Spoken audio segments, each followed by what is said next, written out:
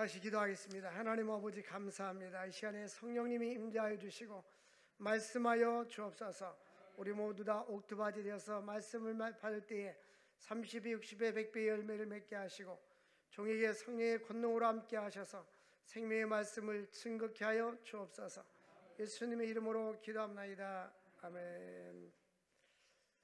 오늘은 어린이 주일입니다. 그래서 꿈과 비전의 사람이라는 제목으로 함께 말씀을 상고하고자 합니다. 우리는 어떤 생각과 어떤 사고를 가지고 인생을 사느냐 하는 것은 대단히 중요한 것입니다. 루즈벨트 대통령이 대통령이 되기 전에 유명한 일화가 있었습니다. 어느 날 루즈벨트 집에 도둑이 들어와서 많은 물건을 훔쳐갔습니다. 그 친구가 와서 그를 위로해 줍니다. 자네 너무 마음 쓰지 말게. 사람이 살다 보면 그런 일도 있지 않나? 그러니까 루즈벨트가 대답합니다. 친애하는 친구, 위로해 줘서 고마워. 그러나 나는 그런 것을 개의치 않네. 나는 하나님께 오히려 감사할 것이 있는데 그 감사한 것이 뭐냐면 첫 번째는 도둑이 내 목숨을 빼앗아가지 않고 물건만 훔쳐간 것에 대해서 감사. 둘째, 내 물건 전부가 아니라 일부만 훔쳐가서 남아있는 물건이 많이 있어서 감사. 세 번째는 무엇보다도 감사한 것은 내가 도둑이 아닌 것을 감사. 우리는 내가 어떤 사고와 생각을 가지고 사느냐에 따라서 나의 삶이 아름다워질 수도 있고 또 우울해질 수도 있는 것입니다. 우리 인생의 목적도 어디에 목표를 두고 사느냐에 따라서 인생이 달라질 수가 있는 것입니다. 마이크로소프트 회사의 사장이었던 스티븐스는 감사하는 사람은, 감사한 마음을 가진 사람은 만물을 볼 때에 이 모든 것을 다 하나님이 주신 선물로 생각한다. 마음에 감사가 있는 사람은 꽃을 봐도 하나님이 주신 선물, 자녀를 봐도 하나님이 주신 선물, 아내를 봐도 하나님이 주신 선물, 남편을 봐도 하나님이 주신 선물. 근데 이 믿음이 없는 사람들은 덩어리로 생각해. 덩어리. 집에 오면 짐덩어리, 밖에 나가면 근심 덩어리. 근데 우리는 이 덩어리가 아니고 늘 감사로 생각해야 하는 것입니다. 오늘 말씀에 보면 믿음의 사람, 비전의 사람 요셉에 관한 이야기가 나옵니다. 하나님께 위대하게 쓰임받은 사람들의 특징은 비전과 열정이에요. 꿈이 있는 사람들. 근데 꿈만 가지고 아무것도 하지 않으면 열매가 없어요. 근데 거기에 열정이 있어야 합니다. 근데 열정은 있는데 방향이 잘못되면 위험한 것입니다. 그런데 거룩한 열정과 꿈을 가지고 거룩한 열정이 거기에 붙어 있을 때에 많은 일을 할 수가 있는 것입니다. 오늘은 어린이 주일인데 여기에는 어린이들이 지금 현재는 없잖아요. 그래서 어른들에게 필요한 말씀을 전하려고 합니다. 첫 번째로 부모들은 성경 말씀에 기초해서 자녀들에게 비전을 심어줘야 합니다. 그 탈무드에 보면 어린 아이들에게 고기를 잡아주지 말고 고기를 잡는 방법을 가르쳐주라 그러잖아요. 과거에 우리 조상들은 안 먹고 안 쓰고 재산을 모아가지고 자녀들에게 다 물려주려고만 했어요. 근데 그 재산이 어떻게 될지 모르잖아요. 근데 오히려 그를 교육시켜서 스스로 인생을 살아갈 수 있도록 그 교육을 시켜주는 거예요. 그 무엇보다 우리는 신앙의 교육과 영적인 교육을 시켜줘야 하는 것입니다. 어느 날 요셉이 꿈을 꿨습니다. 그런데 그 형들은 그를 더욱더 미워했어요. 특별히 이 요셉은 야곱이가 12아들과 1명의 딸을 낳았는데 4명의 여성을 통해서 12명의 아들을 낳았습니다.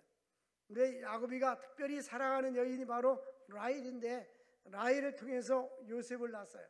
그래서 요셉을 더욱더 사랑하고 색동옷도 지어주고 아주 그에겐 굉장히 선대했습니다. 후대했어요. 그러니까 다른 형제들이 그를 미워하는 겁니다.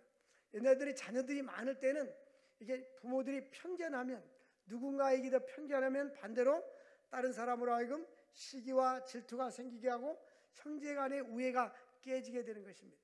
물론 100% 공평할 수는 없지만 부모들은 자녀들을 공정하게 대해줘야 하는 것입니다. 그런데 이제 그 야곱은 이와 같이 많은 자녀를 낳았는데 특별히 요셉을 더 사랑했습니다. 그래서 요셉이가 그와 같이 더 사랑을 받는 걸 보고 형제들이 그들을 시기하고 질투했어요. 오늘날도 부모들의 편애로 인하여서 화목하지 못한 가정들이 있습니다. 우리는 제가 그 목회학 입문이라는 책을 학생들에게 강의하는데 거기 보면 우리가 이 가정에 대해서 이 자기 가정을 잘 다스리는 자, 성경에 보면 자기 가정을 잘 다스리는 자가 교회에서 목회자로, 장로로, 권사로, 집사로 직분을 감당해야 된다는 것을 가르쳐주고 있어요.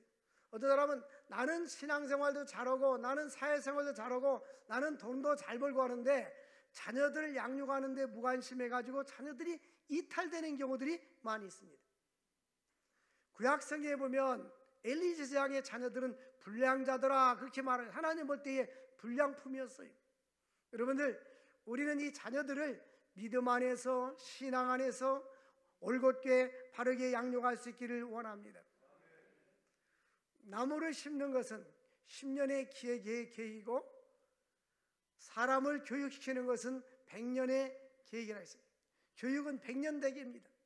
여러분들이 가정의 미래는 얼마나 지금 현재 재산을 많이 축적했냐, 얼마나 돈이 많으냐, 이것이 기준이 아니라 얼마나 우리의 자손들이, 후손들이 바르게 신앙적으로, 영적으로 또 어떠한 지성적으로 바르게 성장하느냐가 더 중요한 것입니다.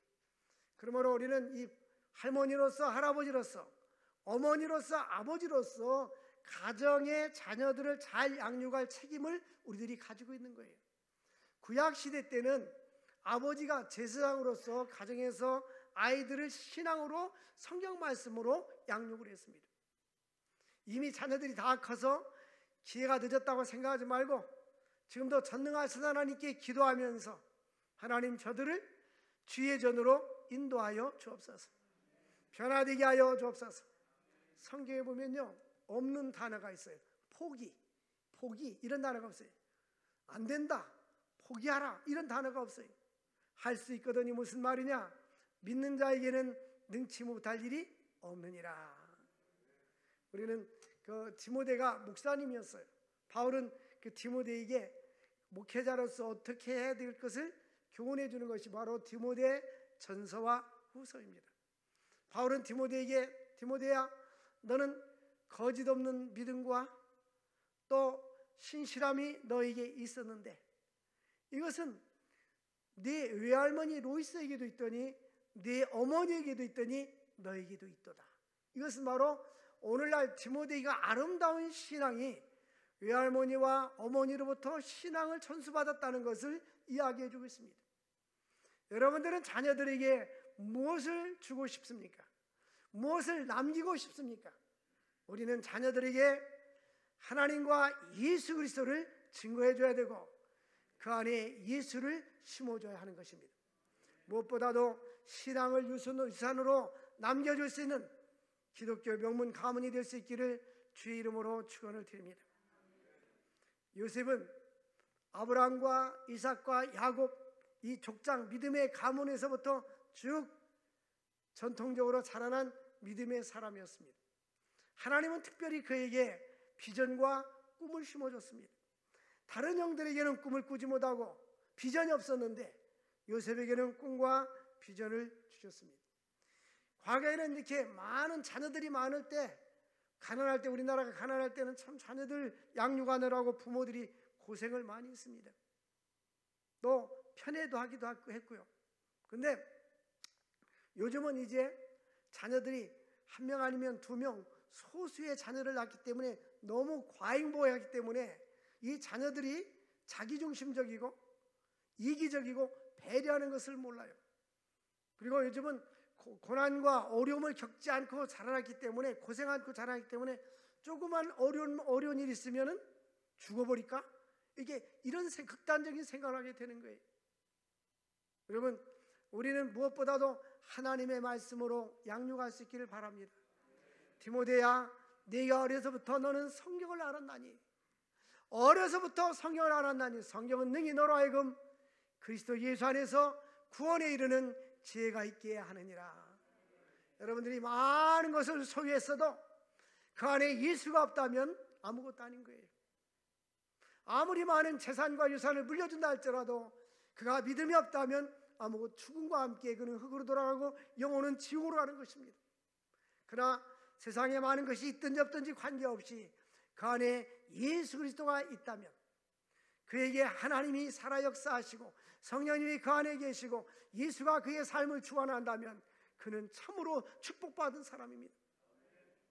우리는 가치를 계산할 때에 우리는 보이지 않는 세계가 있고 보이는 세계가 있는데 영적인 가치를 귀중하게 여길 줄 알아야 합니다. 보이는 것은 잠깐이요, 보이지 않는 것은 영원하다겠습니다. 우리는 잠시 보이는 세상에 살면서 영혼을 준비하는 지혜와 안목이 있어야 합니다.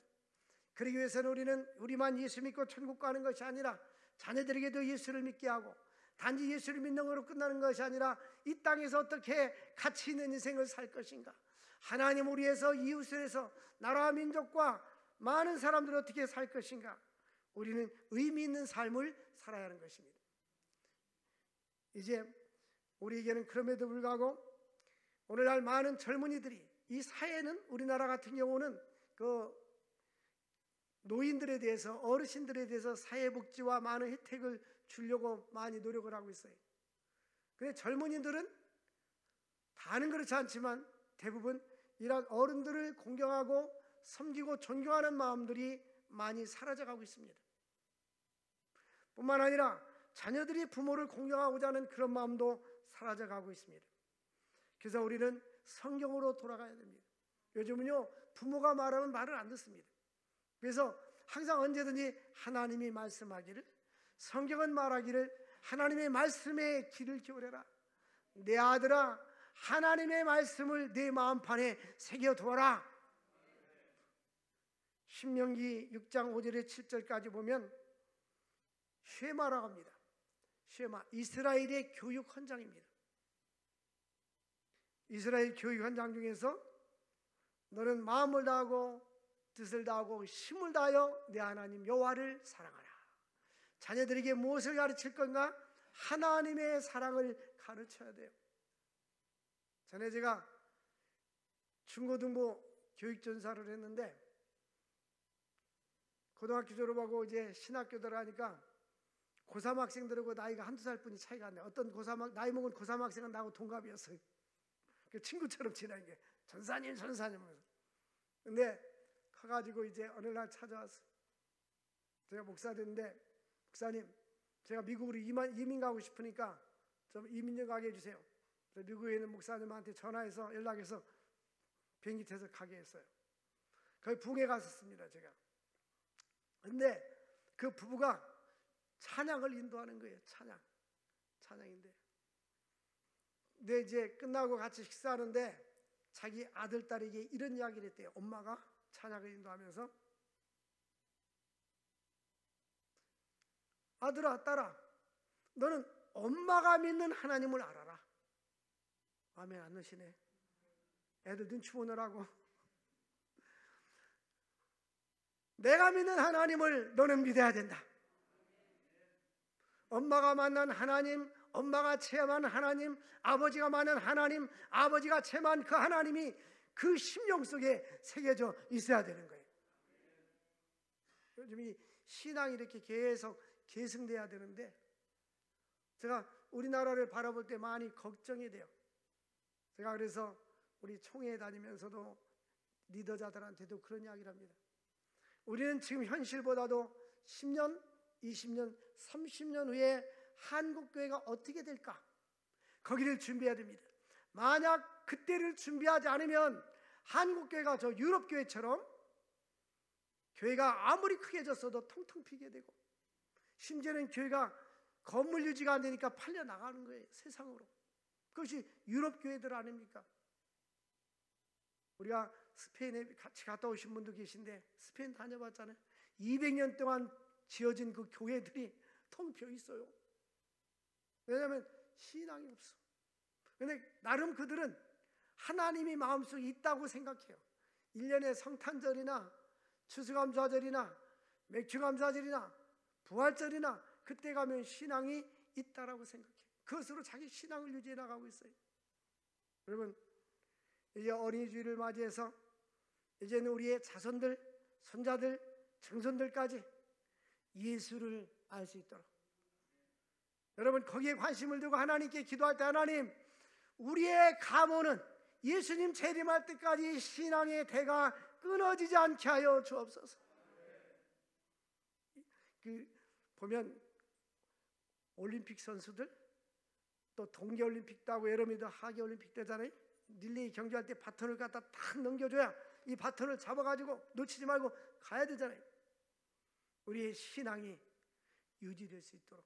근데 점점점 보면 부모 때보다 자녀들이 신앙이 더 신앙생활 잘하는 사람들은 있는데 너무너무 드물어요. 점점점 디크리드, 감소가 되고 있어요. 기도 생활이 없잖아요. 기도 생활이 없으면 영적 생활에 파워가 없는 거예요. 그래서 마음에 새겨라. 너는 마음을 다하고 들다하여 여호와를 하나님을 사랑하고 이 말씀을 내 마음에 새겨라. 신명기 6장 5절부터 7절까지 보면 성경 말씀을 마음에 새겨라. 마음에 새겨두라는 거예요. 자녀에게 이 말씀을 부지런히 가르치고, 보면 뭐 일반 사교육비, 우리나라 사회교육비가 몇 조가 나간다고 그래요. 그런데 이 한 과목에 비싸게 받는 사람들은 몇백만 원씩 하는 거예요. 영어, 수학 과목마다. 근데 그런 데는 관심이 많고 사교육을 시키는데 우리 아들, 딸, 손자들 성경 공부나 가르쳐달라고 하면서 사교육에서 전도사님, 제가 과외비 드릴 테니까 우리 아이 성경 공부 가르쳐주세요, 그런 사람 아직 못 봤어요. 왜냐? 이 성경은 알아도 되고 몰라도 되고, 신앙생활은 잘해도 되고 안 해도 되고, 근데 사회 공부는 잘해야 출세할 수 있다, 이런 생각을 하고 있는 거예요. 여러분, 높으신 하나님이 그를 높이기도 하시고 낮추기도 하시는 거예요. 하나님은 가난하게도 하시고 부하게도 하시는 거예요. 죽이기도 하시고 살리기도 하는 거예요. 그래서 역대상 29장 12절 보니까 다윗은 부와 기가 죽기로 말미암고 주는 만유의 주제가 되사 손에 권세와 능력이 있사오니 많은 자를 강하게 함과 능하게 하심이 다 주의 손에 있나이다. 하나님의 손에 있는 거예요. 하나님이 함께하면요, 이 사람이 50단위를 가지고 있어도 하나님이 함께하면 500단위의 능력을 발휘해서 사는 사람이 있어요. 어떤 사람은 100을 가지고 있으면서 10도 못 쓰고 사는 사람이 있어요. 재능과 달란트와 능력을, 또 하나님이 주신 재물도. 어떤 사람은 하나님에게 그의 달란트보다도 능력보다도 하나님이 축복해 줘가지고 더 가치 있게 인생을 사는 사람도 있는 거예요. 그래서 우리는 하나님의 능력을 내가 체험하고 하나님의 은혜를 체험하고 이 하나님의 사랑과 은혜의 능력을 자손들에게 전수해 줄 수 있기를 바랍니다. 자녀들에게 부지런히 말씀을 가르칠 수 있기를 바랍니다. 요한복음 12장 24절 보면 한 알이 미랄이 땅에 떨어져서 썩지 아니하면 그대로 있지만 썩으면 많은 열매를 맺는다고 했어요. 우리가 하나님의 복음과 하나님 말씀을 해서 미랄이 되어야 합니다. 보면 사람들은 자기만을 생각하는 사람이 있는데, 저는 한국교회 그 역사를 보면서 많은 것을 느끼고 감동받아요.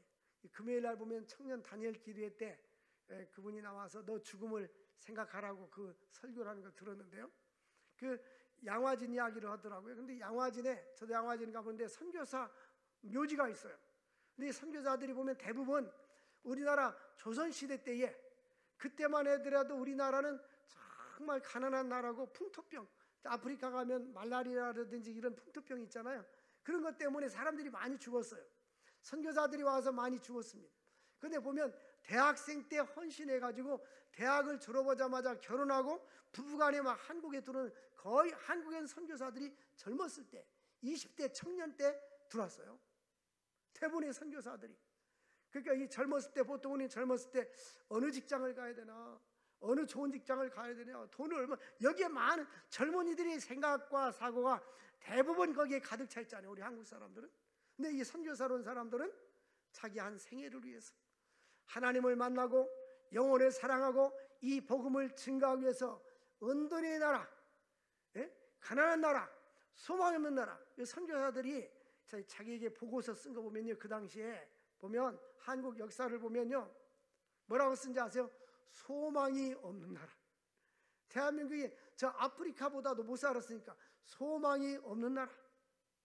근데 하나님께서 기독교 복음이 들어와서 이 젊은 헌신된 선교사들이 이 땅에 와서 병원도 세워주고, 빨리빨리 아멘 해야죠. 병원도 세워주고, 학교도 세워주고, 연세대학교도, 언더우드 펜질러, 이제 그들이 와서 세워주고, 또 스크랜튼 여사가 이화여자 대학교, 처음부터는 대학이 아니라 4명을 모아놓고, 그 당시는 여성들의 교육기관이 없는데 여성들의 교육기관을 만들어 영어를 가르치기 시작했어요. 그러면서 학교로 만들고, 이제 고종황제가 이화라는, 백꽃처럼 맑아라 해서 이화라는 이름을 부여해줬어요.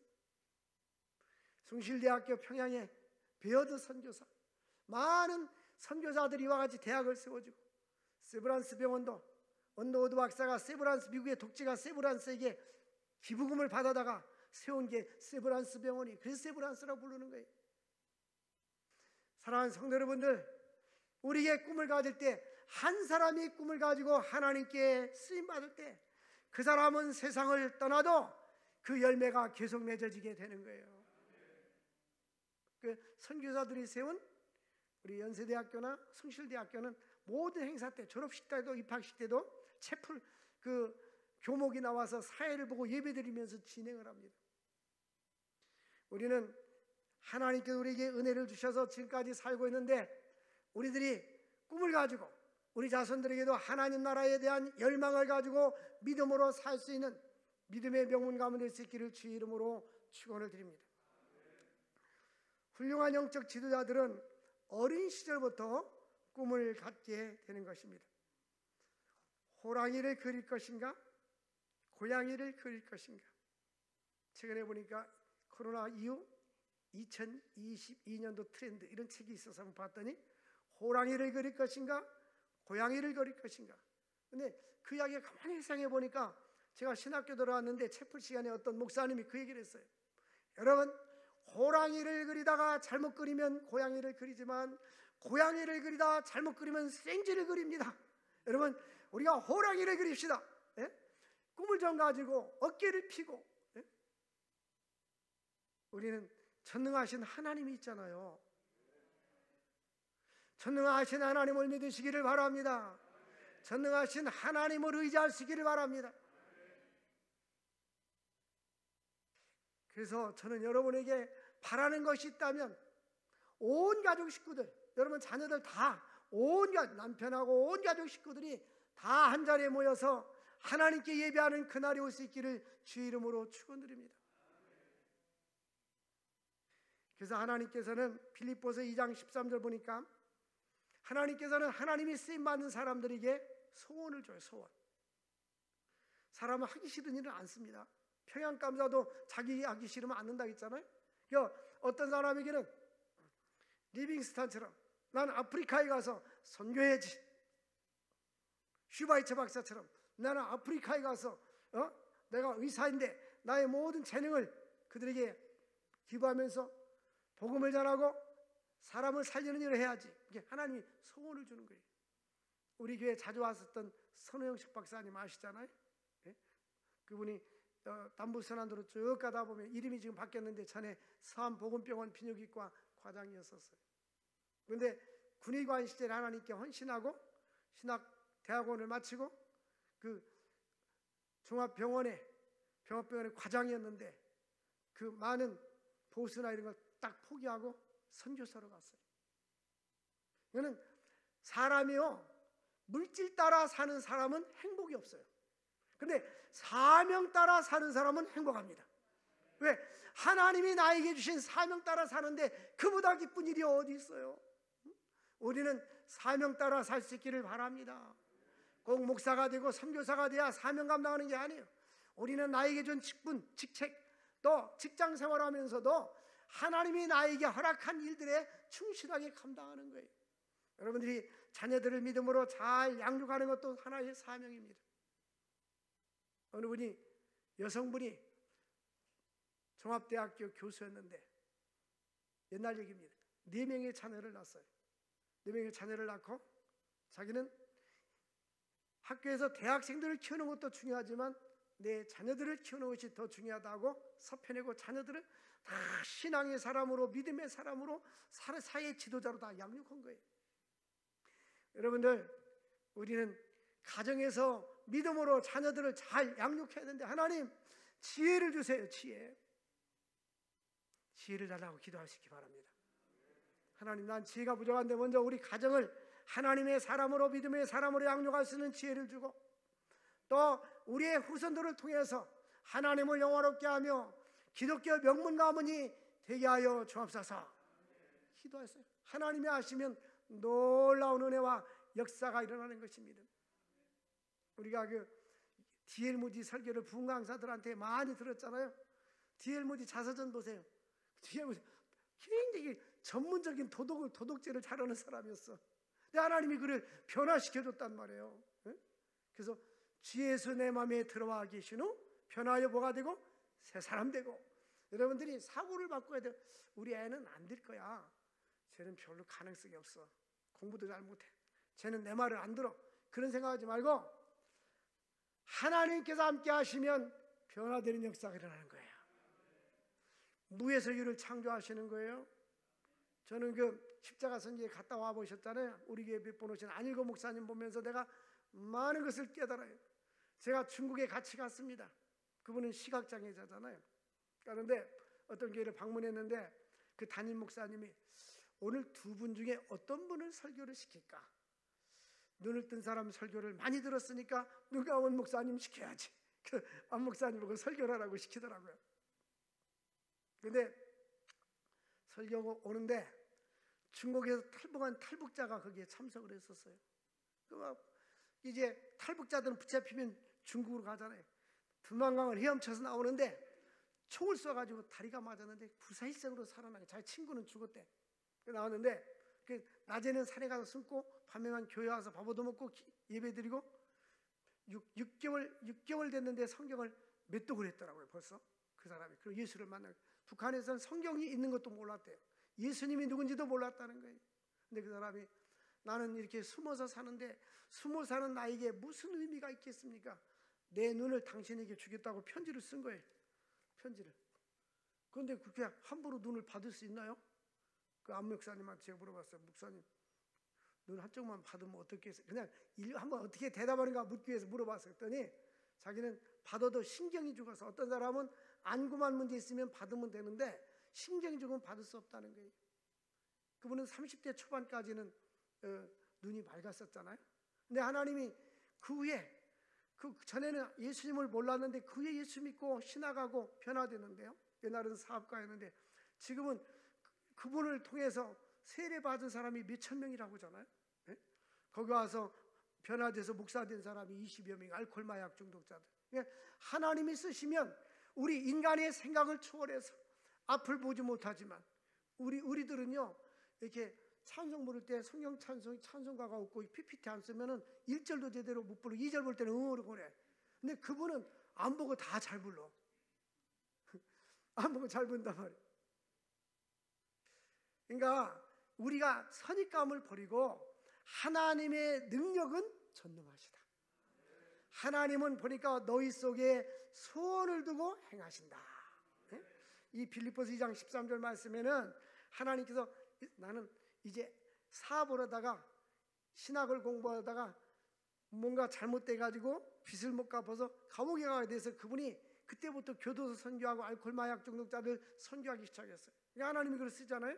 하나님이 쓰는 사람들은 그 마음속에 먼저 너희 안에 행하시는 이는 하나님이시니 하나님이 깊은 뜻을 위하여 너희에게 소원을 두고 행하시느니라. 그러니까 하나님이 여러분들에게 선한 소원을 뒀을 때는 돈이 들면 있는 만큼 과감하게 쓰세요.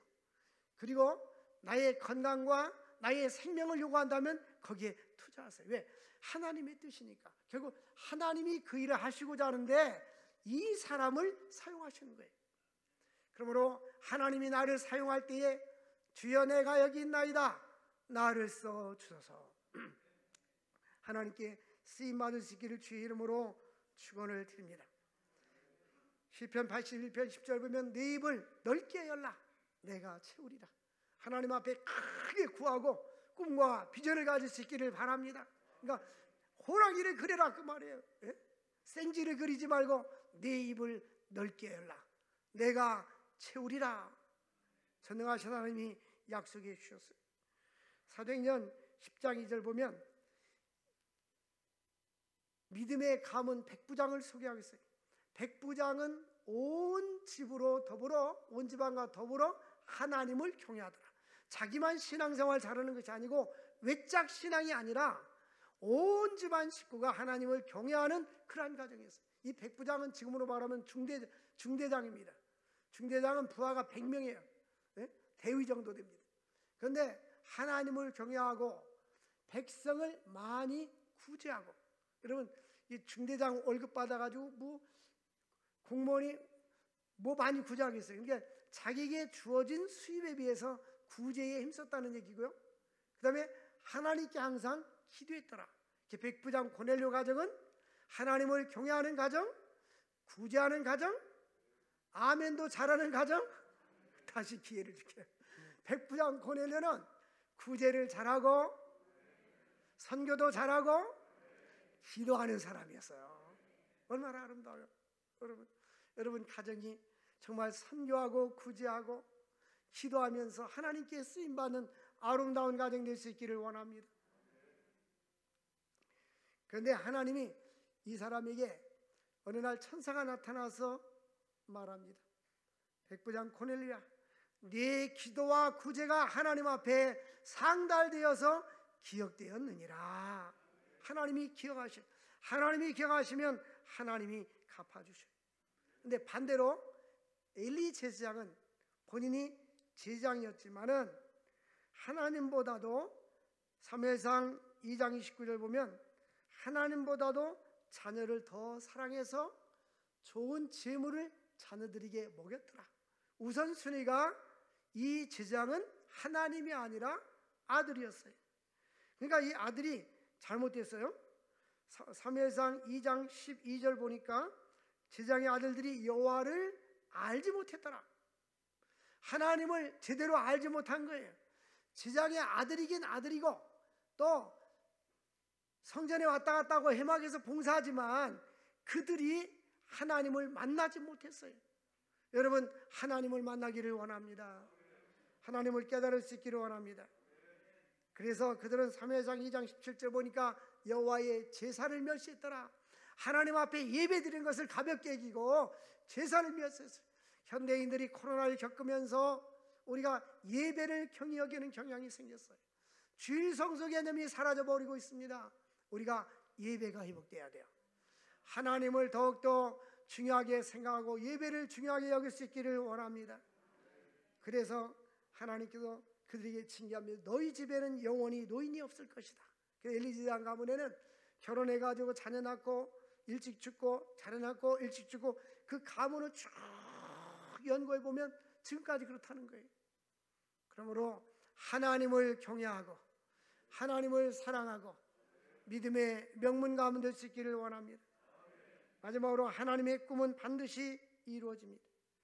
이제 요셉은 하나님이 함께해 줬어요. 하나님이 함께하고 하나님이 함께하는 증거가 창세기 39장에 나타납니다.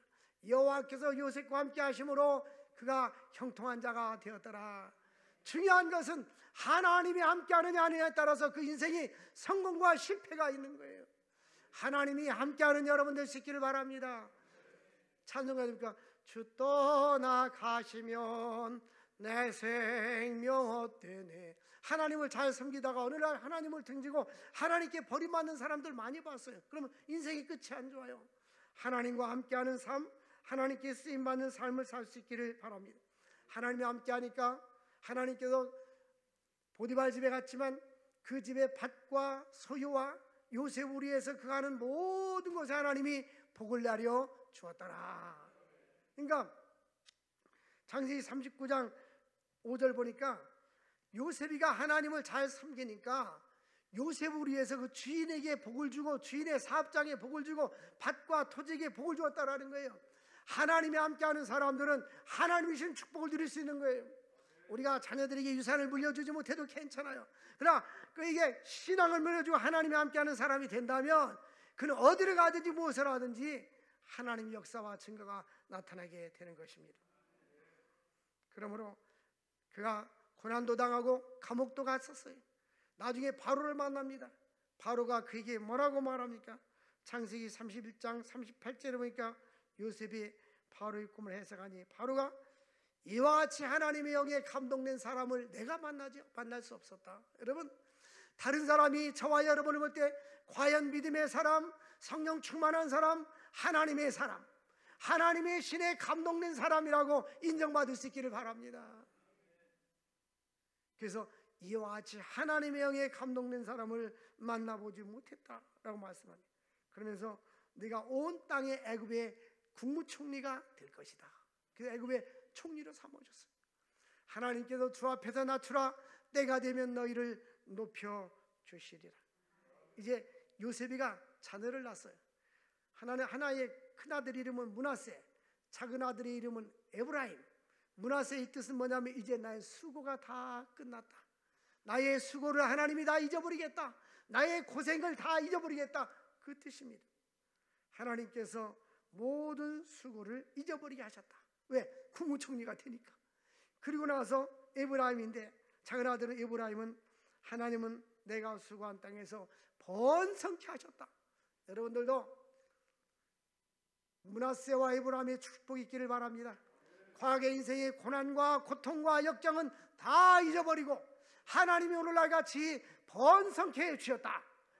그래서 시간이 갈수록 하나님이 여러분과 함께함으로 말미암아서 여러분의 가문들이 과거의 고생을 잊어버리고 번성하는 축복이 있기를 주의 이름으로 축원을 드립니다. 하나님 아버지 감사합니다. 오늘 우리에게 생명의 말씀을 주신 주님, 저희에게 꿈과 비전을 주셔서 하나님의 영광에서 쓰임받는 자들 되게 하여 주옵소서. 주 예수님의 이름으로 기도합나이다. 아멘.